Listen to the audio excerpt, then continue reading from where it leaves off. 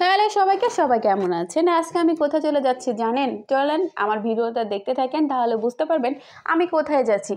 আচ্ছা, বোঝা লাগবে না, আপনারা জাস্ট চিন্তা করেন আমি কোথায় যাচ্ছি, আর চিন্তাও করতে হবে না। চলেন আমি আপনাদের বলে দিচ্ছি আমি কোথায় যাচ্ছি। এই সেই ভাইরাল বেলুন যেগুলো আমার চোখের সামনে দিয়ে ঘুরতেছে, কিন্তু কেউ আমাকে কিনে দেওয়ার মতন কেউ নেই। ভাইরাল বেলুন দিয়ে আমি কি করব? চলেন আমি ভাইরাল বেলুন রেখে চলে যাই। এত দাম দিয়ে ভাইরাল বেলুন কেনার কোনো প্রয়োজনই নেই। তারপর আমি আমার গন্তব্য স্থানে চলে এসেছি। বলেন তো জায়গাটা কোথায়? বলতে পারলেন না তো? জানি বলতে পারবেন যারা ওদিকটা থাকেন, মানে এই জায়গাটায় থাকেন, তারা কিন্তু অবশ্যই বলতে পারবেন, কিন্তু আপনারা যারা আশেপাশে থাকেন না, তারা কিন্তু অবশ্যই বলতে পারবেন এই জায়গাটার নাম কি। তো আর কোনো কথা আমি বাড়াবো না, আপনাদের বলিয়ে দিচ্ছি এটা সেই বিখ্যাত রমনা পার্ক, যেখানে সবাই যায়।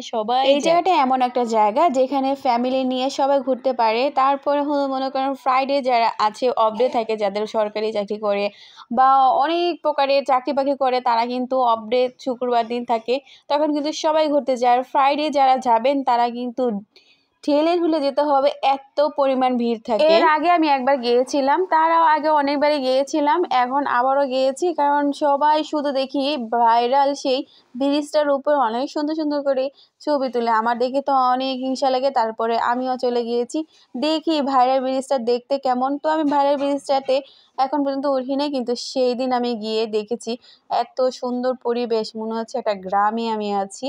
সামনে যারা বসে আছে তারা কিন্তু সুন্দর সুন্দর মাছ বসে দিয়ে মাছ মারতেছে, দেখতেও অনেক চমৎকার লাগতেছে। তার জন্য আমি সুন্দর করে একটা ভিডিও করে নিলাম। আর বোটগুলো দেখছেন এত সুন্দর, আমি কিন্তু বোটে উঠি নাই, কারণ হলো আমি যে টাইমটায় গিয়েছিলাম সেই টাইমটাতে একদমই ভিড় ছিল, বোটে ওঠার মতন লোক মানে এত সিরিয়াল ছিল। আমি সেদিন রাতে সারা রাত বসে থাকলেও মনে করেন বোটে উঠতে পারতাম না, এই জন্য আর ওঠা হয়নি, আমার কপালটাই খারাপ ছিল। তার জন্য আমি ঘোরাঘুরি করতেছি আর দেখতেছি সুন্দর সুন্দর আপুরা, সুন্দর সুন্দর ম্যাডামরা সুন্দর সুন্দর করে এত সুন্দর সুন্দর ছবি তুলতেছে, যা দেখি আমার অনেক হিংসা লাগতেছে। মনে হচ্ছিল তারা এত সুন্দর করে সেজে এসেছে, আমি কেন এত সুন্দর করে সেজে গেলাম না। তাও আমার একদমই আফসোস নাই, কারণ ওনাদের দেখেই আমার মন ভরে গিয়েছে, এত সুন্দর করে সেজে এসেছে। নেক্সট টাইম যখন যাব তখন অনেক সুন্দর করে সেজে গুজে তারপরে যাব। দেখেন তো কতগুলো বসে নিয়ে সবাই কিন্তু এই সিরিয়ালে যারা বসে আছে তারা কিন্তু সবাই বসে থেকে তারপরে হলো মাছ বসে বসে আর কি করবে, বসে বসে আর কিছু করার আছে? এখানে বসে বসে আনন্দ ভোগ করা যাবে আর প্রকৃতির মাঝে সব কিছু দেখা যাবে আর বসে বসে মাছও ধরা যাবে। তারপরে এটা ভিতরে গেলাম, ভিতরে দেখেন তো এত সুন্দর ফুলগুলো দেখা যাচ্ছে, সামনাসামনি আরো সুন্দর। আমি তো দূরে থেকে ছবিগুলো তুলতেছিলাম, পরে আমি সামনে থেকে দেখাচ্ছি আপনাদের। সামনে থেকে দেখতে আরো সুন্দর। যাদের মনটা অনেক খারাপ, অনেক কষ্টে আছেন, তারা কিন্তু অবশ্যই রমনা পার্কে যাবেন। আর রমনা পার্কে গেলে মনটা একদমই শান্তিতে ভরে যাবে। একা গেলেও মনে হয় মনটা অনেক ভালো হয়ে যাবে। জায়গাটা একদম গ্রামের মতন মনে হচ্ছে, গ্রামীণ একটা পরিবেশে আসছি আমি। ঠান্ডা বাতাস, আর ও মাই গড, যখনই নিঃশ্বাস নিচ্ছি মনে হচ্ছে ভিতরটা একদম আমার শীতল হয়ে যাচ্ছে। এত সুন্দর জায়গায় বসে বসে ইচ্ছে করতেছে গান করি, হায় রে আমার মন ভাঙানো দেশ, হায় রে আমার মন মাতানো রূপ, রূপ দেখে তোর কেন আমার নয়ন ভরে না, তোরে এত দেখি তবু যেন আমার। আমি পারি না পুরো গানটা, তারপরে একটু বলার চেষ্টা করলাম, কিন্তু যখন ডিভিডি শুনি গানটা একদম প্রকৃতির সাথে একদম মিশে যায়। এই যে গাছটা দেখতে পাচ্ছেন, এখানে কিন্তু আমি আরেকটা জিনিস দেখতে পাচ্ছি, সেটা কি জানেন?